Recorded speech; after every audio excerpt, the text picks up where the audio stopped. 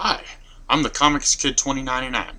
I'm here to talk to you about comic books that exist as single issues but have not been collected into trade paperbacks.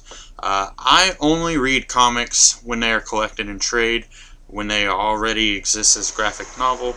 Uh, for several reasons. It's cheaper.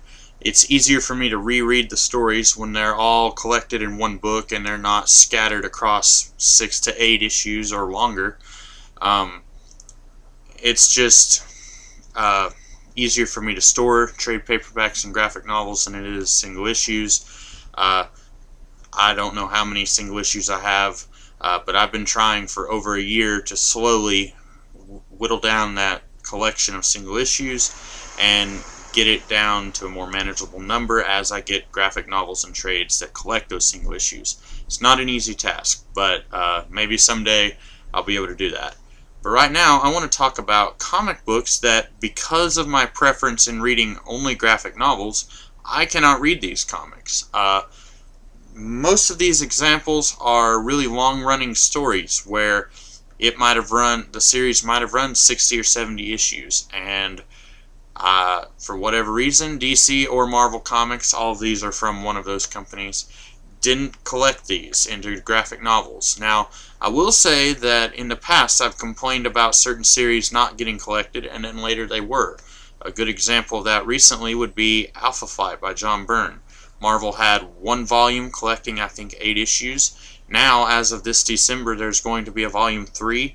They may even go further. I don't know. So that's a great example of a series that I wanted to read, and now I've read both the volumes that exist, and I'll get the third volume whenever it comes out. So that's, I complain about this, but it seems like maybe these companies are getting better. Sometimes there's stories that I don't care about that they are collecting. Rob Liefeld's run on X-Force is available in hardcovers. I don't know if anyone was clamoring for that to be collected, especially in hardcover, but if they were, there it is. So maybe someday all these things that I'm about to mention will be collected. Who knows? These are in no particular order, but the first one I have on my list is Superman: The Secret Years. It was a mini-series written by Bob Rozakis, and it was drawn by Kurt Swan. A young artist named Frank Miller was even doing the covers. I had never heard of this until a month or two ago, and this was shortly after Crisis on Infinite Earths came out in 1985. Might have even been before the miniseries was fully finished.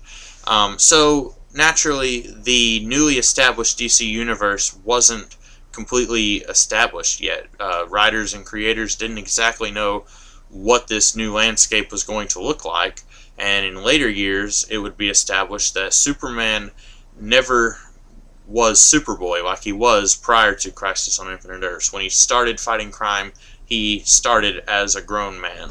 And I think in this miniseries it was suggesting that Clark Kent started fighting crime in college, and this was the tail end of his Superboy years and the beginning of his Superman years. I don't know. I haven't read it. I'd like to. One reason that I don't read a lot of Superman comics right now is because I feel like there's not a lot of consistency. There isn't an established timeline where I can just go from point A to point B. That may not be important to everyone. It's kind of important to me. But there are other reasons I don't read Superman. But if I was to have something that resembled Superman Year 1, I would read it. It might not be the best book in the world, but I would at least buy it and read it. Another one, Keith Giffen's Legion of Superheroes run. I don't know how long he lasted on the book. I know this comic lasted about 10 years. It started in 1989. I've got at least 40 issues of that floating around somewhere. The problem is, I tried reading that series about a year or two ago, and I got maybe 8 issues in, and I just felt like I wasn't understanding anything. And I'd like to think that if this series was collected in trades, maybe resembling the Marvel Visionaries volumes, about 8 or 9 issues per volume, I think they could put out 5 volumes of this series, and it would sell really well. anytime I go anywhere on the internet and someone is talking about the Legion of Superheroes, there is always high praise heaped on Keith Giffen's run from the late 80s. I wish I could experience that run because I really enjoy his art. I've enjoyed some of the other stuff he's written. And I want to get into the Legion of Superheroes, but it seems like every 6 months they always reboot, and it's hard for me to establish a footing with this series when they're constantly ignoring series like this, Keith Giffen's run, and not collecting it, or they're just not keeping a long-running run when they reboot it. Speaking of Keith Giffen, Legion 89, that's how the series started, and every year they would change the title, so Legion 90, Legion 91. This was sort of a prequel to Legion of Superheroes. It was set in the present day, and it had a couple of the ancestors of characters who were going to be part of the Legion, and it was a lot more like a police force than a team of superheroes, but it was many of the same species that were part of the Legion in the future. And I have read about half of this series, and it is fantastic. I do not know why DC refuses to collect this series. They put out much worse runs of other series in multiple formats, hardcover, omnibus, whatever they do. I feel like this series deserves a run in trades. I think it could be really, really good. People would enjoy it. Captain Atom. This is, you'll notice several of these are series that came out in the late 80s, right after Crisis on Infinite Earths pretty much cleaned the slate and allowed creators to do whatever they wanted. Captain Atom is one such series. I've read a year of this run. I have more, but again, it's so much easier for me to read books in trade. Captain Atom, it lasted about 60 issues. It was written by Cary Bates and drawn by Pat Broderick, and I think it started in 1986. This series took some of the lore from before Crisis. Captain Atom was actually owned by a different company that was absorbed into DC right around the time of Crisis. And this new series took some of those stories and incorporated them in a way that I don't think I've ever seen done before, while still treading brand new ground. And in a lot of ways, this has informed some of what DC Comics is about even now. I know the Justice League cartoon used a good, healthy bit of this series in several of their episodes with some of the characters and the designs and such.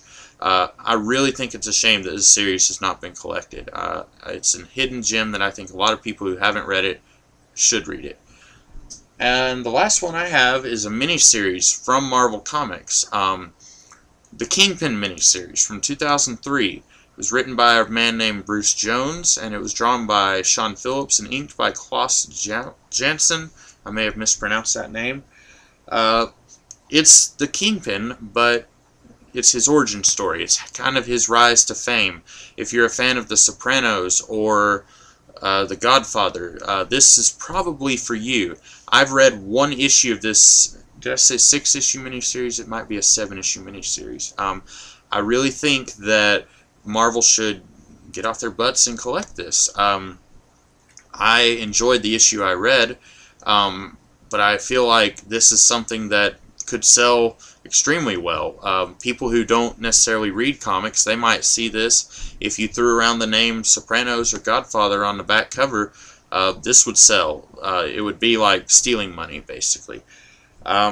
There's more. I'm not going to talk about them. I may talk about them in a future video.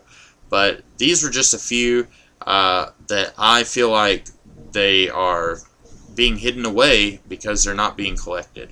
But I'm interested to know what you guys have to say. Do you agree with me? Do you have others? Please put them in the comments below if you would. I look forward to seeing what you have to say.